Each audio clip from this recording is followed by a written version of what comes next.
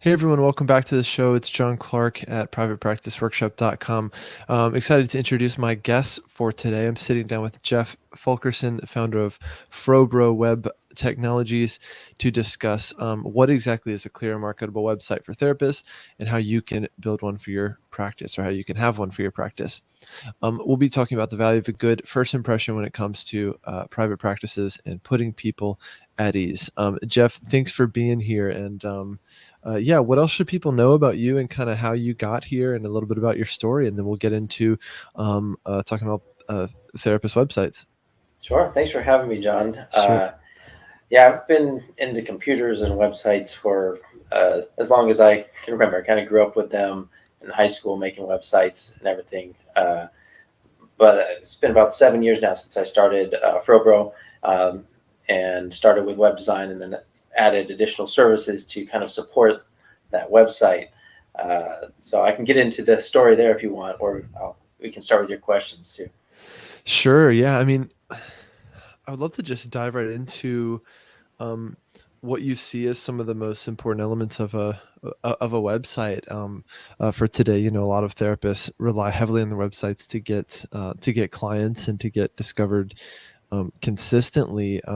So they're always hungry for more tips and wondering what they might be missing or what's working well. So we can get into to that, and also for anyone that's here live or trickling in, feel free to ask questions in the chat, and I'll pull them up one by one here for Jeff. Okay, well, I'd say one of the first things to think about is uh, you have to remember your website is making a first impression for a lot of these people, right? They find you on a search engine, they come to your website, and they immediately make a judgment about you and the quality of your practice. And so when you're designing your website, you want to make sure that it accurately reflects who you are and what you can do, how you can help those people. So you don't you want it to look professional, obviously, but you also don't want it to feel stiff, especially for something in a therapy relationship. You want to build rapport and trust. So you want to think about ways to make your website feel authentic and let people know what the experience will be like working with you. So if your color palette is cold or overly, harsh, bright colors that can be a subtle turnoff to a lot of people. They might not even know why, but subconsciously they might feel more tense while on your site. You want to make sure you have enough white space, or to make sure things aren't crowded and feeling cluttered. Maybe use warm colors, things like that, so people get the vibe of, okay, I feel comfortable here. This is a nice site. Okay, this guy looks nice. It, that first impression makes such a big difference, because if it's bad, yeah, they might scroll through it a little bit, but then they'll keep searching. They'll go back to Google until they find somebody else. That's Mm. my first tip.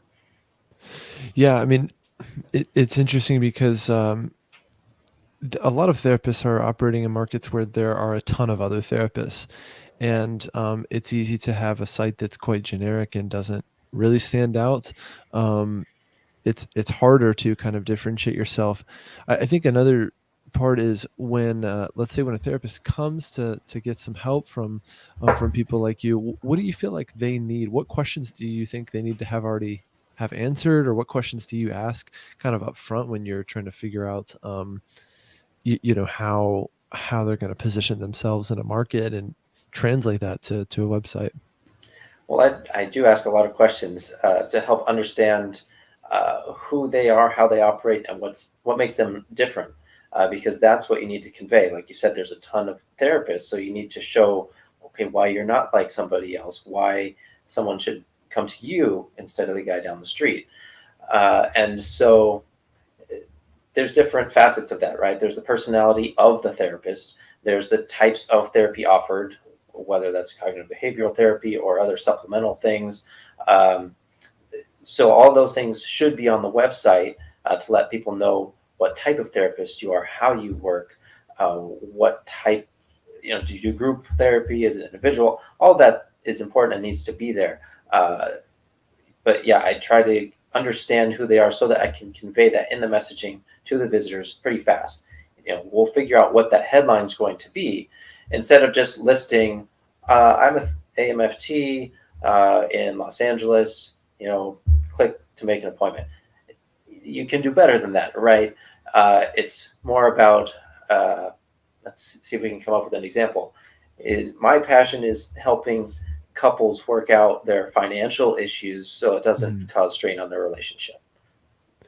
Yeah, Okay, that's a great point. We were just doing this this morning in our mastermind group. We have our business made human groups, and someone was really struggling to figure out kind of my elevator pitch, right? How do I talk about what I do? And a format that I gave them or a template would be, um, I help blank achieve blank result with using blank method, right? So I hmm, help people.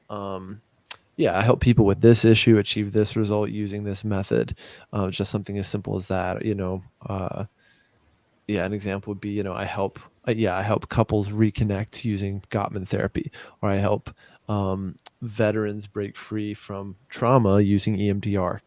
Something like right. that, kind of like almost like a purpose statement, can go a long way and can just be a kind of like a thesis for the whole site, right? In terms of what we are and then what needs to happen next, and all the other copy that has to follow. Right, because people need to know that they're in the right place, and without that, they're not going to care about the other details. So that's why you have to start there, so they know, okay, this is for me. For sure. Yeah. Some other things I'd say is Mhm. if you, I'll just throw Please. in something as you're designing that site and putting all that information on there. Um, I think sometimes we are too logical almost in where when we're designing something, especially if this isn't your field, right? So you think, okay, I'm going to have a section about how I can help with, depression and those type of thoughts, right? Okay, so I'm going to go find a stock photo of a really sad person because that, depressive, right? That fits. Except most people want hope. So I tend to lean towards putting pictures of what the experience is like. So maybe a picture of a client with a therapist over the shoulder or something, of them looking really interested and concerned, and maybe some pictures of the outcome after they've gone through the session, walking out the Hmm. door looking much happier. So you want people to know where they can be and see that the light at the end of the tunnel too. Yeah, big companies are really good at doing this, right? And kind of selling the result, selling the outcome of their product or service. You might, do some of describing the kind of symptom or the pain points or how this is causing more and more problems in your life and why it's important to solve now. But I totally agree that this piece of also highlighting the results, having it be feel very aspirational, and I think that's been a shift over the years of more and more therapists realizing that a brand like that can be more compelling. Right. And there's a slight balance there, right? Because it is okay to mention what you're helping with, but you don't want to dwell on that. So you Hmm. want to mention it so the person knows, okay, that's me, and then quickly move into what we can do about it. Right. That's great. What do you think? Uh, so I think the other piece is, let's say you have a gorgeous website with great copy, a really clear focus, you're speaking to a particular niche or avatar, and then what? So do you guys help with the and then what part? Meaning, how do we get people Yes. to this darn site? And if so, Yes. how do you begin with that process? Because again, that's a real head scratcher for many of our listeners. Right. And that's something a lot of people don't think about if they're not, familiar with the digital side of things. So you can't just build a website and they will come, except in very rare cases. Uh, so that's step one, is making sure it's going to be that great impression, like you said. So they've got all the imaging, the messaging all in place. You just have to get people there. So a couple of ways to do that. SEO is search engine optimization. That's kind of the organic way to do it. Um, that there's different types of SEO. There's the technical side where you make sure that you have your sitemaps in place. You have your robots.txt file, so the search engine can actually look at your site the right way and find what it needs to. But then there's the on-page SEO for individual pages, which is how you tell Google what that page is about and what it should rank that page for when people are searching for things on their Google search bar. And then on top of that, there's off-page SEO, which is when you're getting backlinks from other sites, maybe guest posting somewhere or in a directory of therapists, something like that, that links back to your site. And the reason this all matters is because Google has to decide what to show someone, right? When Hmm. I'm searching for couples therapy in Orange County, how does Google decide which website is more helpful than another?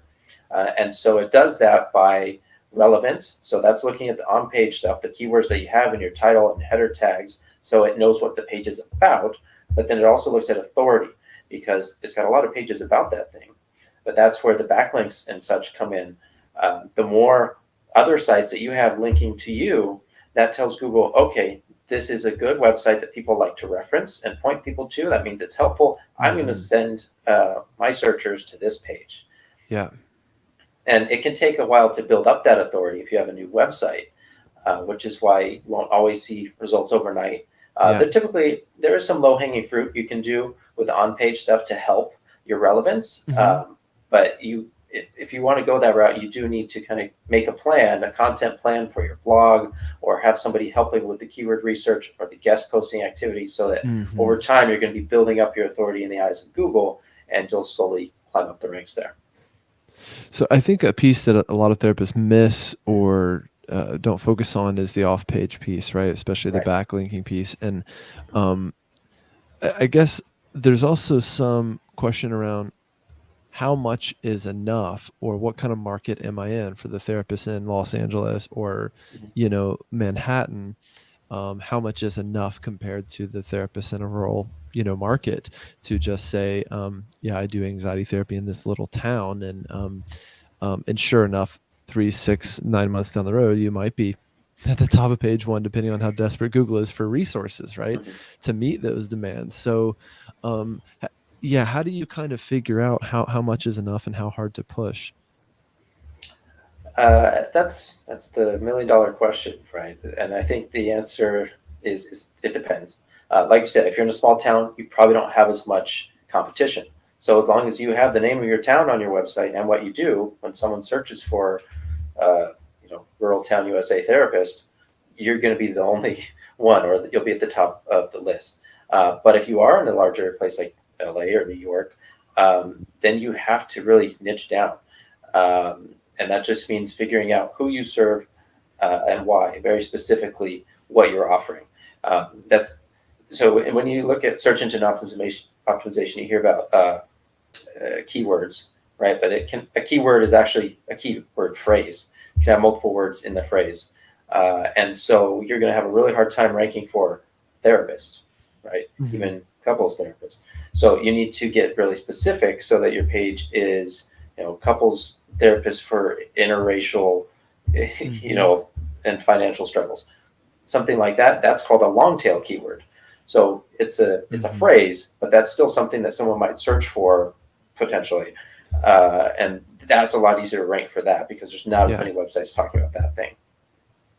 I think that part's huge. I mean, my group practice is here in San Francisco where I live, and we really look for those long tail keywords, yes, and also keyword phrases that are going to have more high intent. So, for instance, we do EMDR, and if someone is typing "what is EMDR," that's a very specific search phrase, but it's Mhm. also not a high intent phrase in our Right. experience, right? It's someone Mhm. who's at the beginning of trying to figure out what is EMDR, right? Just like if someone was Googling, which, what is an antidepressant, or different types of Right. antidepressant versus, psychiatrists in Orange County near me or Mhm. whatever. And so, for something as specific as EMDR, we have really great results when people are searching, that next step of EMDR therapist near me, EMDR therapist Noe Valley, San Francisco, the neighborhood of San Francisco. And they know what they're looking for. They know what EMDR is.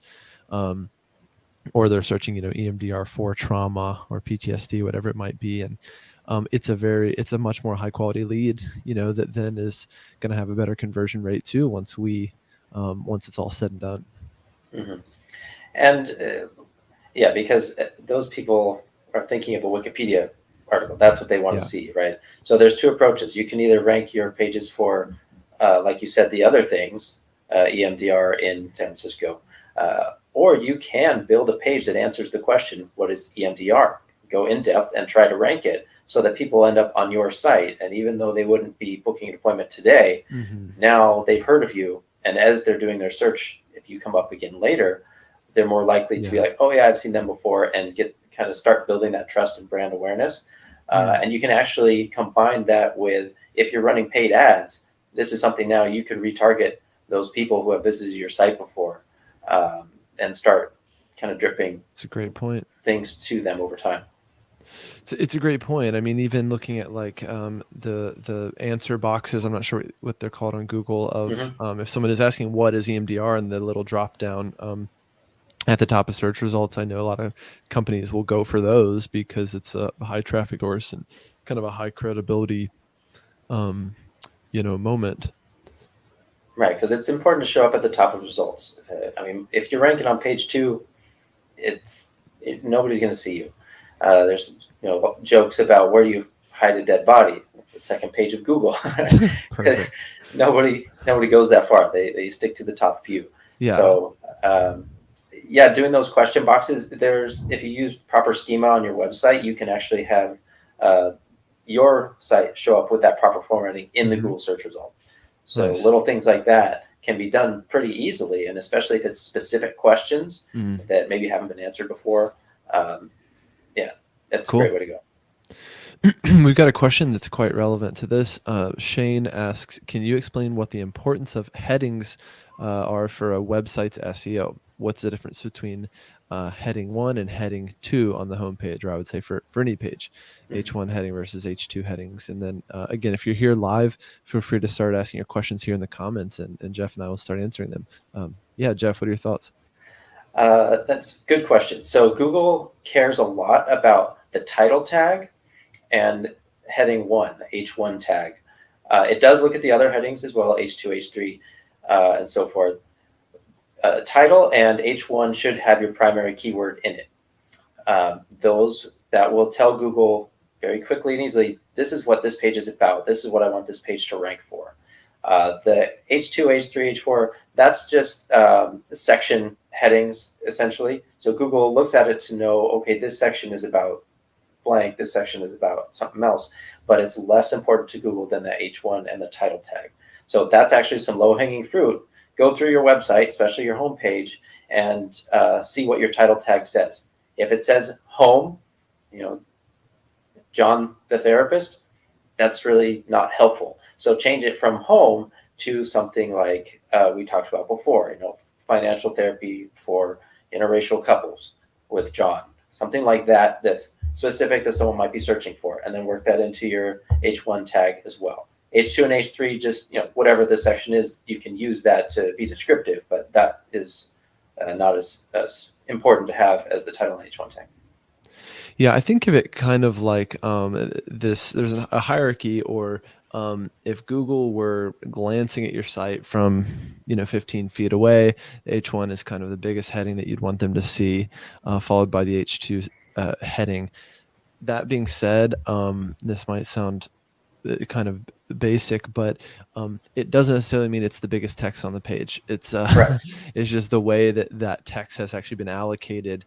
For instance, a lot of our listeners use WordPress or Squarespace, but stylistically it might be some of the smaller font, but it's still assigned as your H1 heading. You could adjust that in either the universal settings of your website or maybe just for that page, but just it's not necessarily just the biggest on the page. Correct. Usually in page builders, they have a default style where it is the biggest, but like you said, you can change that. One other thing I'll mention is make sure you don't have more than one H1 tag. If you have more than one H1 tag, that typically means there's a problem, and that can actually potentially hurt your ranking. You can have more than one H2 or H3; those are fine, but you should only have one H1 tag. Great stuff. We got another one here. A good question from Sarah. She says, what are hidden places I can add SEO words into my site without flooding my site with those words? Uh, it's an interesting question. Google works really hard to make sure it's not being tricked. Over the years, a lot of people have tried to keyword stuff their pages so that they'll quickly jump to the top of the rankings. And that used to work a lot better in the past, but Google catches on to things pretty fast, and it's pretty good about figuring out when someone's just trying to game the system or not. And it's not a long term strategy. So you want to put it in where it makes sense without overdoing it. But you also, like we talked about, make sure you're not missing opportunities for putting it in there. So get it in the title and H1 tags. And as you're talking about it, yeah, occasionally you can rephrase what you're saying to make sure that keyword is worked in there. And if you're adding blog posts, use the keyword in your links back to your main page about that topic. So if you have a service page and then you're writing a blog post about why it's good to have this type of therapy, link back to that page using that keyword. So that's an internal link that, again, tells Google, hey, this page over here is more authoritative on this keyword. So you're actually boosting your own rankings from your own internal site. It's not exactly the same as a backlink from another website, but it's in that same vein and still helpful. Yeah, there's an art and science to it, and Google also cares about readability, right? And they Yes. have their creepy crawler bots have the ability to kind of see how your page actually reads, or does it Mm-hmm. read in a way where a human would find it informative. Right. Google's not sitting down and reading every page you have, but that part is important too, right? So if you have the keyword phrase, couples therapist Nashville in every fourth sentence, that's not going to be Right. very readable. Therefore, you're Mm-hmm. not going to be deemed as very trustworthy, and could even kind of be demoted in Google's eyes, in my opinion. So, has to be clear, but not. You can't be too needy about it. Right. And there are tools, if you're going to be doing this yourself, I'd recommend paying for a tool like Surfer SEO, or there's Hmm. a bunch of them. And what it does is you can put in the keyword you want to rank for, and it'll give you suggestions like, okay, your content needs to be at least 800 words, or you need XYZ to beat these other guys who are ranking for this same term. And so it gives you a lot more context and insight into what you need to do to improve that page. Exactly. Yeah. Yeah, another thing that I like to use on my end is is hrefs, which you can use Yes. for both finding keyword phrases, but also I really love to monitor our actual rankings, especially the first couple of years. In a dense market like San Francisco, they can be pretty volatile, so we can gain and lose positions Mm-hmm. very quickly and very often. But it's also exciting just to see tangibly what kind of results are we getting, and what keywords are actually getting us traffic. And again, is it the right kind of traffic? Is it in the right geographic area to make sense for us and actually generate revenue for our business, right? But I just really love, tools like that. I think it's $99 a month or something for the basic plan. But yeah, if you're handling this stuff, or if you're, yeah, I just think having that data is really key. Yeah, the Ahrefs site is amazing. They do have some free tools as well, but the paid one gets you a lot more insight. You can look at competitors and find the pages that they're ranking for the keyword you want. Look at it, and then you can do it a little better, right? Add, make their guide now an ultimate guide, and you add a few more steps and just try to outdo them. And that's actually a pretty simple way to boost your ranking. Yeah, 100%. Another question here, and this is great, guys. Definitely keep the questions coming. Kara asks, can you speak to using keywords for my uploaded photo titles for my Google My Business profile? What should I be labeling them to rank higher in Google searches? So for Google My Business profile, they've made a lot of changes recently. So uh, they don't care as much about those type of details. They're looking more at the services that you offer, and where you are, and your reviews and things like that. So yes, it's never a bad idea to use keywords in your photo titles. It's especially on your website. It's always a good idea to do that. Um, but I'd say don't spend too much time trying to go back and change all your Google business profile photos to use that if you haven't been doing it. Yeah, I think for me, Google My Business is again one of those low hanging fruit kind of opportunities. Mhm. Um, Especially if you don't have organic traffic to your site yet. I think Right. it's very underutilized by a lot of people. Um, Also, you can tell my 2-year-old just woke up and she's being a crazy person upstairs. So I apologize if anyone's hearing that, but this is life working from home. Um, yeah, I just think you can get a lot of mileage out of it and potentially a short period of time, Mhm. by being very descriptive with your listing, by having photos in the right categories. Um, there's another, service called Bright Local that we've used. They have a Mhm. citation builder where Yeah. you go on and they will create citations for you in 50, 75, or 100 listings across the internet, listings you've never heard of. And again, that kind of like creating a web, it has this effect of giving your Google My Business listing a greater authority. And so little things like that can go a long way. Yeah, and for people who aren't familiar with Google My Business Profile, if you do a search for something and you see that little map box with about maybe 3 businesses listed and a couple of reviews, that's what we're talking about. That's how you end up in that box. And Google actually changes the results of the search that it shows you based on your geographic location. So if I'm sitting in Ontario, the results that I search get for the same exact keyword search from sitting in Los Angeles, you're going to see different entries in that box. Because Google knows, hey, here's where you are. This is probably more relevant to you. So that's why it's so powerful to have that profile so that people down the street can find you and go to you over somebody else. Great stuff. Jeff, we got a little bit of time left. Well, I got another question here about Google My Business, so we'll keep going with these. James asks, should I be adding videos to my Google My Business profile or my website? Does one matter more than the other? As long as the videos are helpful to people, people are going to spend time watching them. So if you're just making crummy videos that are there so that you can try to rank higher, it's not really going to help. Google cares about how long people are staying on your site and looking at the content that's there. So if you put videos, make them good, and then people will link to it, people will watch it, and then that will help. That's great. That's a great answer, and yeah, very, very clear. The engagement again, if you just try to think like Google for a second, people are on your site longer, getting the type of information that they were looking for based on the original, the keyword phrase that got them to your site. Are you being helpful and informative and authoritative, right? Are you showing them, hey, we're an authority in this area? You're going to get more relevant traffic as a result. Yeah. Yeah, I mean, there's a few things that you need to get right on the technical SEO side so that Google can find you and rank you. But after that, uh, if you're doing things that will help real people, Google is doing its best to try and replicate that and figure out what's going to help those real people. So don't worry about trying to find the magic bullet of, okay, if I had 4 videos and then 2 images and this one keyword here, then I magically will rank at number 1.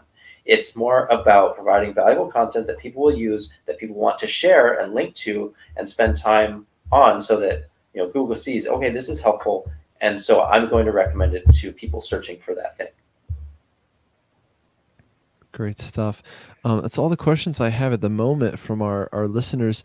Jeff, what do you feel like we've kind of missed from the conversation so far? Any pieces you want to make sure therapists really, walk away with from today? And then, of course, I'd love for you to talk a little bit about how your company helps specifically with therapists and how they can get in touch with you. Yeah, sure. I don't know if we talked about making sure you have testimonials on your website. Uh, Even if you can change the names of the people and you can make that clear when you're asking for reviews, if people are sensitive about sharing their experience, because they may love you but they might not want to put their name on your site. So um, ask for those reviews and say, hey, I'm going to put a fake name, and then put them on the site. That still helps because it lets people know there's real people that have gone to this therapist, that trust them and that recommend them. And Google actually likes seeing testimonials and reviews as well. That can help your ranking. Um, Other minor things, I'd say avoid pop-ups when you can, especially don't make them come up first thing when you hit the page, because it's very annoying, and you don't want people to feel annoyed when they visit your website. Remember, you want to be helpful. So if there's a way that a pop-up can be helpful, maybe after they've scrolled to the bottom of the page, now it's time for a pop-up that gives them some next steps or a free resource. Okay, sure. But don't immediately, as soon as they're on the page, hit them with a pop-up. Make sure your hosting is quick. Uh, if the site takes a long time to load, especially on a phone, somebody's roaming, that can be a turnoff, or they might just move on, never come back. So little things like that. It doesn't take that long to make sure that the site is running in tip-top shape, but it gives a much better experience for the visitor. And again, it all leads back to that experience, that first impression. whether they think about it consciously or not, whether you like it or not, people are going to judge you based on your website. So take the time to make it authentic and an accurate reflection of you and how you help people, and that'll be the best thing you can do in the long term. Great stuff. Jeff, it's been great and very informative. And like I said, maybe you can lead us out with just again how you guys help with all this stuff and how people can reach out and get some help from you. Sure. Well, with my company, the hosting we offer, we do WordPress sites, but our hosting takes care of all of that technical stuff, so you don't have to worry as much about it. So it's fast. We have caching enabled. We do the backups for you. We do security scans, make sure you're not hacked. We can set up your email for you. Branded email can be a helpful thing. So instead of John the Therapist at hotmail.com, you're now John at johnstherapy.com. And again, it's just another little thing that people recognize. Okay, this guy he's legitimate. He's here to stay, etc. So we've got that. If you want to build a site with us, like we talked about before, I ask a lot of questions to understand who you are, what you offer that makes you a little different, and then we will do the work of creating that messaging for you with all those design elements that we talked about, and making sure that we have the best site possible. And then if you already have that site, we can help on the SEO side, where we will be generating content for you every month. We will be getting you backlinks every month and building up your Google My Business profile so that, again, you can focus on therapy and we can help with that. But everyone's at a different point in time. So if you need to start doing it yourself, great. When you're ready to have us come in and help hand off some of that stuff, we're here and ready to help with any of that. Awesome. Jeff, thank you again. And for those listening, we'll add links to Jeff's site in the description and everything. It's frobroweb.com. Mm-hmm. And they would be happy to talk to you guys and help you out. So again, Jeff, thanks for being here, for answering a lot of listener questions. And hopefully some folks will reach out to you for some help. For our listeners, we'll be here same time next week. We are going to be with interviewing Sophie Plappert. She's a fractional CFO, so we're going to be talking about finance again, accounting, and financial planning for therapists. So next Tuesday, 3 p.m. Pacific, 6 p.m. Eastern on YouTube, and then it'll be on the podcast the following day, as always. So keep an eye out for that. If you're on our email list, you'll get a chance to submit questions ahead of time for Sophie if you can't be here, or you can just attend live and ask your questions. So, Jeff, thanks again, and we'll talk to you soon. All right. Thanks, John, for having me. Sure thing. Cheers.